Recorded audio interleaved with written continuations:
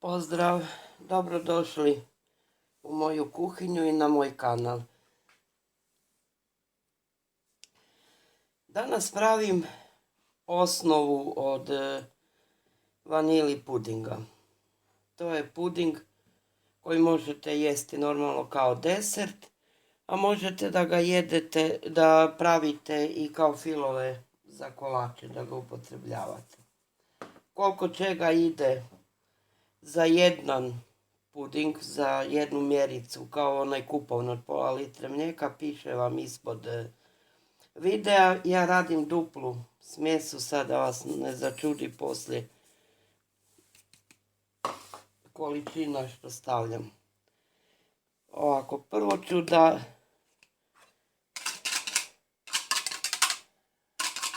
da napravim, da izmiješam šećer i gustin. Ne ide nam puno stvari ovdje. Ja ću odmah da stavim tu unutra 2 vanil šećera. Ako imate aromu vanile, još bolje. Biće vam bolji ukus, ili onu šipku vanile.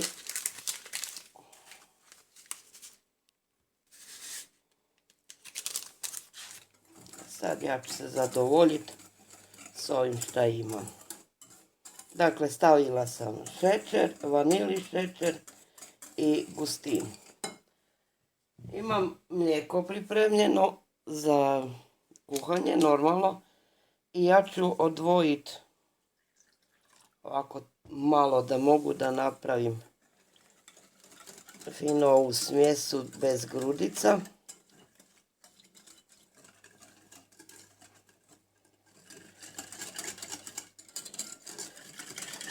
I u to ću dodati žumanjke.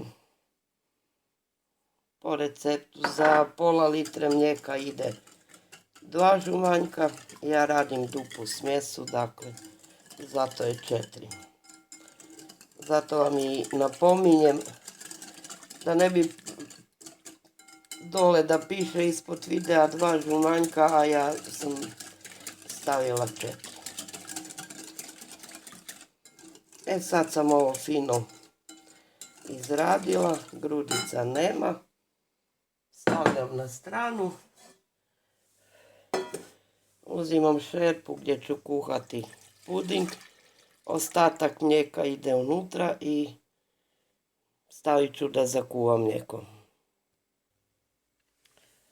Mlijeko je proključalo i sad ću lagano da ga dodajem u ovu smjesu od žutanjaka, da bi se fino lijepo izjednačila temperatura, da ne dobijem kajganu.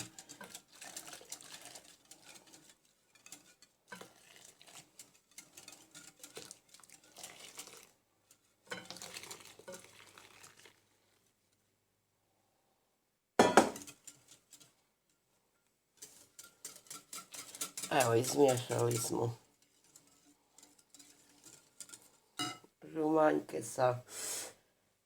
i sad ću sve to fino da vratim u šerpu.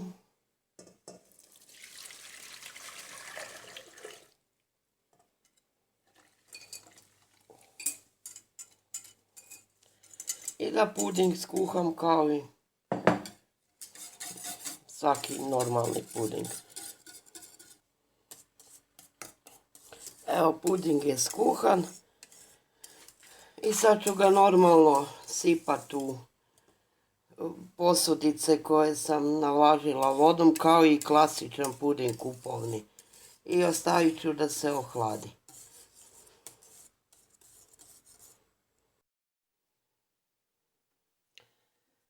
I evo, puding je gotov. Ohladio se fino, stegnuo se. Miriše na vanilu. Pogledajte, kao pravi puding.